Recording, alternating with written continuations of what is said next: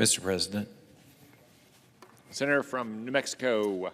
Mr. President, I just want to take a moment and in particular thank my colleagues from Kansas and Colorado, as well as my colleague from New Mexico, Senator Udall, especially Senator Moran of Kansas, as well as Senator Roberts and Senator Gardner and Senator Bennett, all for their efforts on behalf of the Southwest Chief line. Long-distance passenger rail routes like the Southwest Chief literally connect millions of Americans from across the country who live in rural communities to the rest of the nation.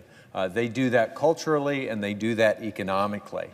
Each year, the Southwest Chief, for example, in New Mexico, brings thousands of Boy Scouts from all across our great nation to the Philmont Boy Scout Ranch and generates economic activity in every community along the way, whether it's Las Vegas or Lamy or Albuquerque or you name it. And in many cases, long-distance routes provide the only affordable transportation alternatives to highways for rural residents, particularly the elderly and the disabled.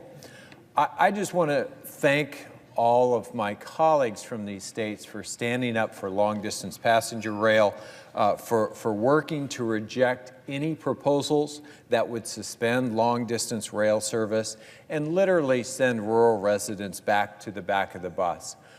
We have a disconnect in this country between the rural and the urban economies, between the center and the heartland and the coasts in this country, particularly economically.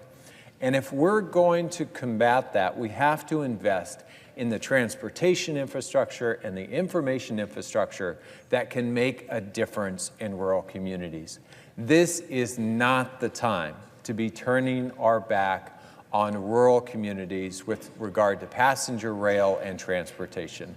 That would be an absolute travesty for small communities all through the heartland, whether you're talking about Kansas or Colorado or New Mexico, or really from one end of the Southwest Chief all the way in Chicago to the West Coast in Arizona and California. So I want to thank all of my colleagues who've been fighting on this issue. It's incredibly important to so many of my constituents in New Mexico, and I urge everyone to support the Moran-Udall amendment. It's absolutely critical. Thank you.